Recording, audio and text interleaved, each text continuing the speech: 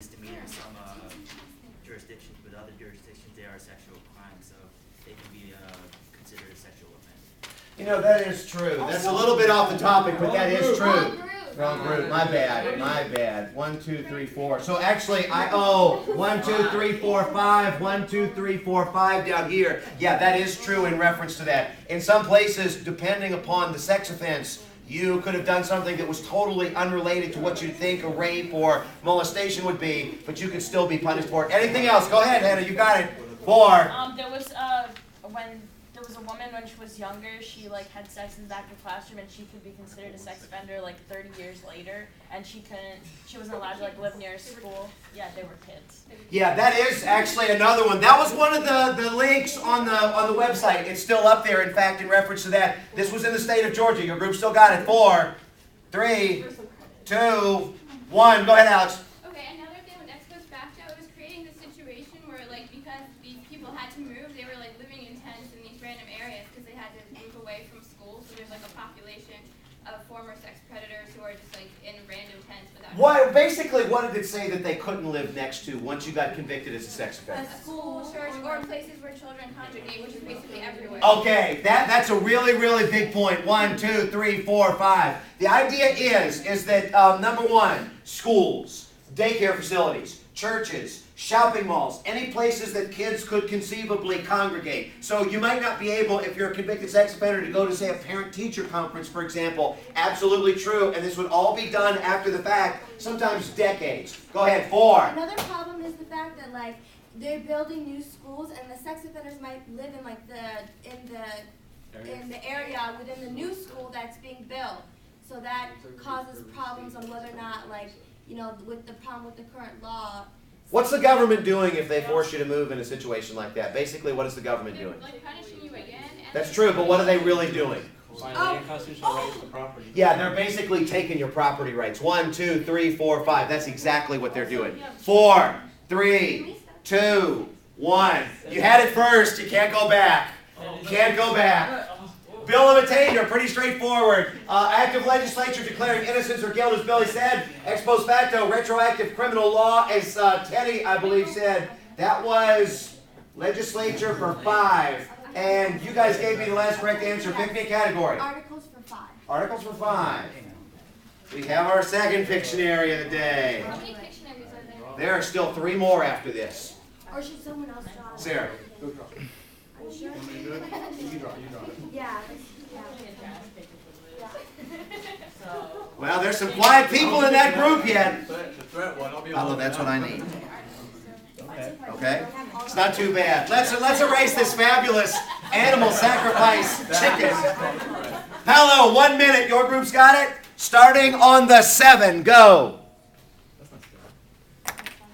Oh my God. Can we have it next to this?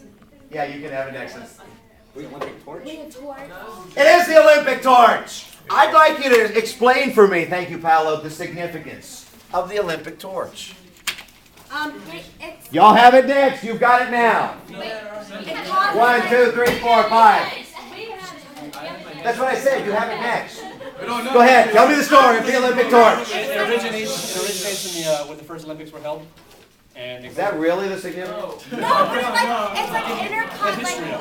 What's that? I'm giving you the history of it. But relevant to government. What's the story? Relations between different 4. What about the school? They were dismissed to go see the Olympic torch, and they raised a flag, something that said God belonged to Jesus, something like that. Said what now? Bong. Bong. Bong for Jesus. Bong for Jesus. 4, 3, 2, 1. Go. Bong hits for Jesus. That's what it was. 2, 3, 4, 5. I'll give you 1, Paolo. You were really close. Tell me the story of bong hits for Jesus. You're next. We had our hand up before them. Clarence, did they have their hand up before them? It's okay. Clarence said no. Clarence said no. You guys have it. Go. Okay. Wait, is it our turn? Yeah. 4. So during the Olympic torch running through Salt Lake City on their way to Alaska, these high school kids. City is in Alaska. You said Oh, Salt. No, I said on their way to Alaska. I said Oh, I -5. said it. No, you said it. You said it because I wrote it Go down. ahead. No! Oh my That's what he God! said. He said it. What's that? Go ahead, explain it. The issue was the principal tried to suspend them for doing something when they weren't in school or on school grounds, but he was still saying it's for the public welfare because he has an interest in caring for the students. It was. This is the thing on this. 1, 2, 3, 4, 5. And before the other group chokes me, it was in Alaska on the way to Salt Lake City. Not in Salt Lake City on the way to Alaska. And they did call that. Go ahead. All right, so the principal said, I've got an interest in banning this particular banner as principal, school grounds. What was the problem for the student? Because they went to school first and then they got let out. So it was like a school activity. It was like a school-sponsored activity. Okay, it was considered a school-sponsored activity, which means that the principal indeed would have this kind of control. Tell me more. Another issue is that this city in Alaska doesn't get in the news very often, so now their big publicity thing is going to be bong hits for Jesus, and they're not really going to be able to... That is true. What was the ruling in the case? The ruling was that they said the principal was fine. They upheld what the principal did. They upheld the principal. So what was the student's claim in this? 4, 3. Freedom of speech and that his rights are being violated because the principal doesn't have jurisdiction to do this. So on the one hand, you've got the student saying, I've got First Amendment rights even around the school grounds or across the street from the school.